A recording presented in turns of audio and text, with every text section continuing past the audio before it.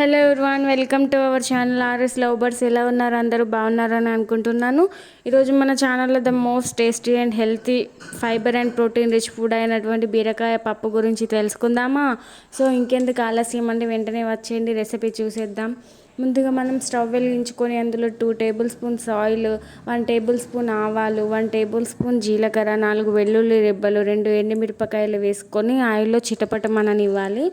అవి కొంచెం వేగిన తర్వాత మనం ముందుగా కడిగి శుభ్రంగా కట్ చేసుకున్నటువంటి 5 పచ్చిమిరపకాయలు, ఒకటి ఆనియన్ చిన్న పీసెస్గా కట్ చేసుకొని ఆయిల్లో వేసుకొని ఒక 2 నిమిషాలు వేయించుకోవాలి. అవి ఆయిల్లో మంచిగా వేగాలి ఫ్రెండ్స్, అప్పుడే టేస్ట్ బాగుంటుంది.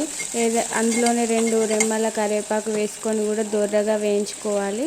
అవి కొంచెం వేగిన తర్వాతకి అందులో 1 టేబుల్ స్పూన్ పసుపు అండ్ హెల్త్కి చాలా మంచి చేసే జీలకర్ర అండ్ మెంతులను కొంచెం డ్రై రోస్ట్ చేసుకొని పొడి చేసుకొని జీలకర్ర మెంతుల పొడి కూడా యాడ్ చేయాలి ఫ్రెండ్స్. పప్పులో అదే చాలా మంచి టేస్ట్ ఇస్తుంది.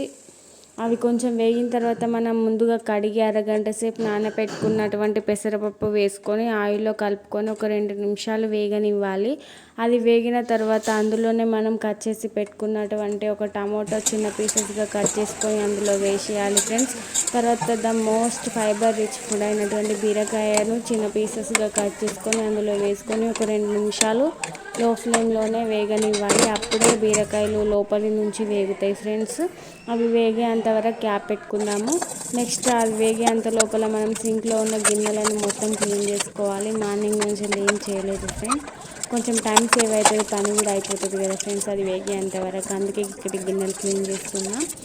ఇప్పుడు మనం వెళ్ళి పప్పును చూసినట్లయితే పప్పు కొంచెం లైట్గా వేగి ఉంటుంది. ఇప్పుడు ఆ పప్పు ఉడకడానికి తగినన్ని వాటర్ 1/4 కప్ వాటర్ యాడ్ చేసుకొని పప్పును లో ఫ్లేమ్లోనే ఉడకనివ్వాలి.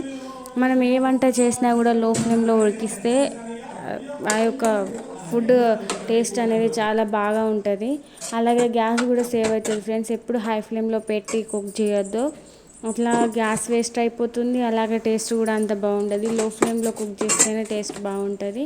పప్పు మంచిగా ఉడికి ఉంటుంది. అప్పుడు అందులో మనం టేస్ట్కి తగినంతగా ఉప్పు, అలాగే టేస్ట్కి తగినంతగా కారం వేసుకొని ఒక 2 నిమిషాలు చిన్న మంట మీదనే ఉడికించుకోవాలి. 2 నిమిషాల తర్వాత చూస్తే పప్పు మంచిగా ఉడికి ఉంటుంది. ఇప్పుడు అందులో మనం కట్ చేసి పెట్టుకున్నటువంటి కొత్తిమీరని యాడ్ చేసుకొని కలుపుకోవాలి. అంతేనండి, సింపుల్. ఇది ప్రోటీన్ అండ్ ఫైబర్ రిచ్ ఫుడ్గా కూడా చెప్పుకోవచ్చు. పెసరపప్పులో ప్రోటీన్ బాగా ఉంటుంది, బీరకాయలో ఫైబర్ బాగా ఉంటుంది కదా ఫ్రెండ్స్.